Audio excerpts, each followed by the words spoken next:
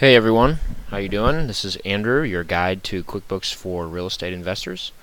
We're going to pick up where we left off. This is going to be the 12D, I believe. So part 12D, this is detailed vendor entry. So how do you navigate the other tabs in the Edit Vendor window? I just did a very long video on 1099s and vendors.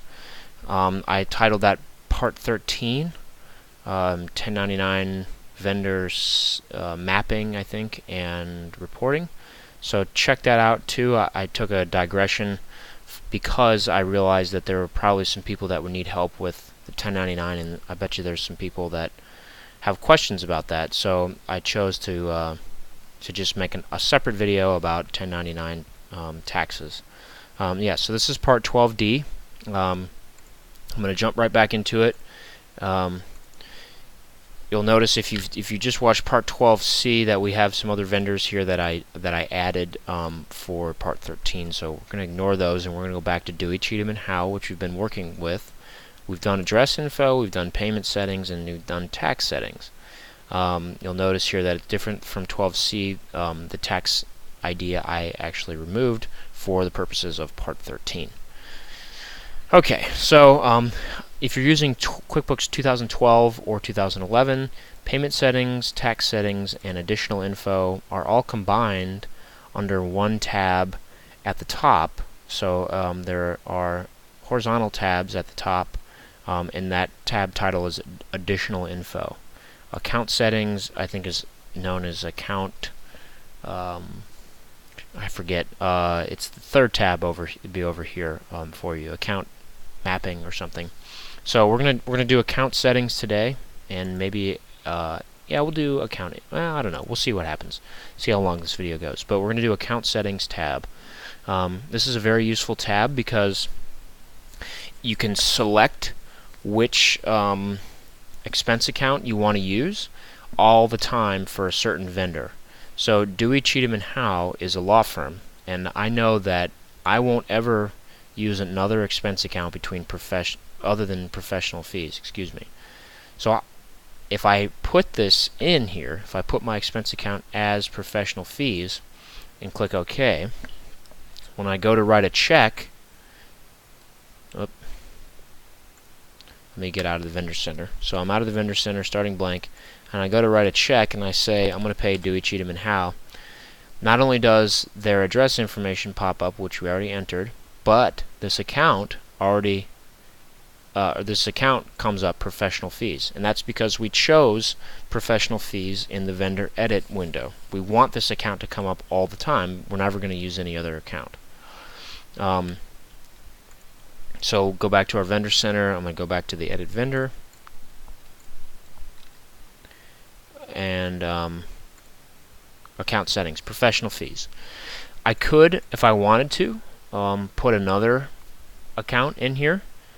It's rare that you'll do that because that means that you're splitting the bill all the time. And some examples of that could be a utility bill. So if you get, say you get, like for me, I get my water and my sewer together in one bill. So if you wanted to track how much money you were paying out in water and how much money you're paying out in sewer, then you could split it that way. So you'd have water here, water expense here, and then you'd have sewer expense here. Or if you pay for your tenants internet and cable, and say you want to know how much you're paying for internet and know how much you're paying for cable, but they always come on the same bill, you could split it that way. Or if you always say you always pay Dewey, Cheatham, and Howe online, and there's a bank fee or there's a service charge associated with that, you could have professional fees and bank service fees show up automatically. So I'm going to click OK and just show you what that looks like too. So I'm going to go to write check and then Dewey, and you see there that automatically professional fees and bank service fees show up. So let's say I owed them $500, but there's a 1% fee, so it'd be $505. I'd come down here and say, okay, $500 was what I paid for, their services, and then I had to pay this extra $5 because I paid online and they charged me $5. So that would be an example of that. Me personally, I generally stay away from that because I just don't like to complicate it. If I'm going to split something, it's generally something that I know that I want to split, and it's not a recurring or consistent event. So now one other note about this is, let's see, I'm going to doing a little experiment here with you.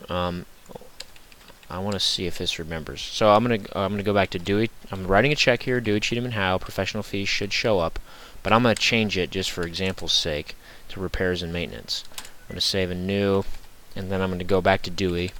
And okay, so when you go into the vendor center and you edit the vendor and you choose an account, choose professional fees like we did. No matter what you change, so if I change this to maintenance and repair, it's always gonna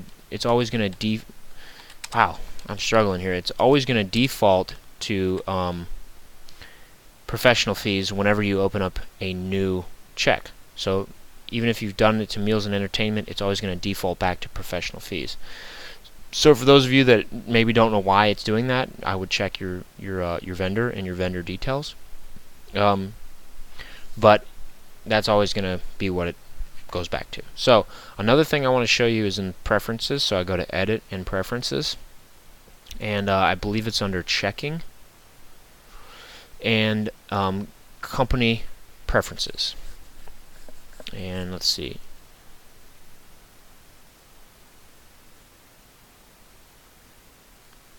Yes, I think right here. So if I have this option checked, autofill payee account number in check. No, never mind. That's not what I want. I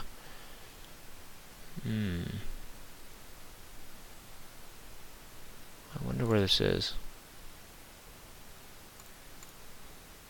So what I'm looking for is a preference that will remember what you choose automatically, but it will not default back to the same preference that we chose already as professional fees.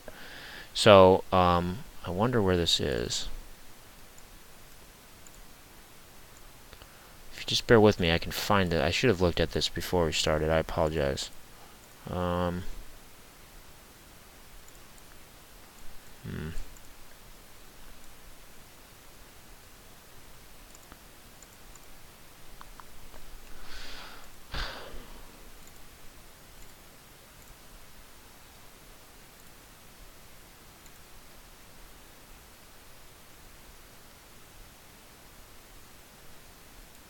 Okay, yes, here it is. I'm sorry. Forgive me for that. It's in general. So I want to edit preferences in general, and then I'm in my preferences, not company preferences, and then I say automatically recall information, this middle box here, automatically recall last transaction for this name, or prefill accounts for vendor based on past entries. So there's two different options here. We can say, hey, I want you to remember what I usually do for this vendor, and I want you to pre-fill the accounts based on that. So QuickBooks will remember it. So if for Dewey, Cheatham and Howe, let's say over a couple for a couple checks, I don't code it to my professional fees account, but I code it to meals and entertainment, like I have here in the background. If I do that enough times, then QuickBooks is going to remember that I've done that, and it will now pop up as meals and entertainment. Only if I have not chosen a prefill account in my vendor details. So because I've chosen vendor details, this setting here is overwritten. Okay, so I've chosen professional fees. QuickBooks ignores this setting for this particular vendor, Dewey, Cheatham and Howe, and says, okay, I know always professional fees because that's what you told me to do when you were setting up this vendor, and you put those details in when you set up the vendor, right? But if you don't have those details in here, so if I go to another vendor, let's see if I can get it to do this. So if I say Cheryl Sandberg, I go Control E, I go to account settings. She has nothing in here, right? So I'm going to get back out of here. I'm going to write Cheryl Sandberg a check as a vendor. Look at that.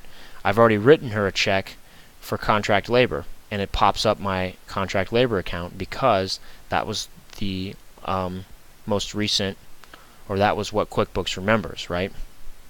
Okay, now there's another preference here, is automatically recall last transaction for this name.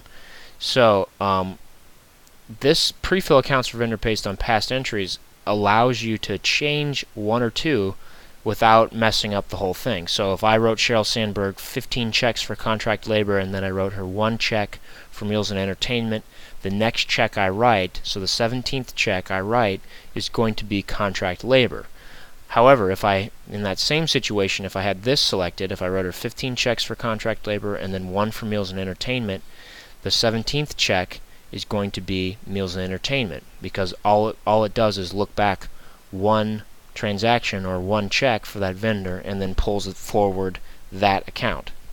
I recommend this prefill accounts for vendor based on past entries because it's just the most efficient. If you're writing a check to a vendor and most of the time you're coding it to the same expense account, you want this, you want it excuse me, you want QuickBooks to remember that. You don't want it to pull up that last transaction, especially if there was something sporadic and then maybe you can't remember where that where those expenses for that vendor should go. So two good hints there. I'm going to click OK. I'm going to escape out of here. I'm going to click No, and that's it. That's it for this video. Hopefully that helps you. Let me know if that did. Send me a comment and send me your problem. Maybe I can solve it for you by doing a video. Thanks for watching, and we'll see you.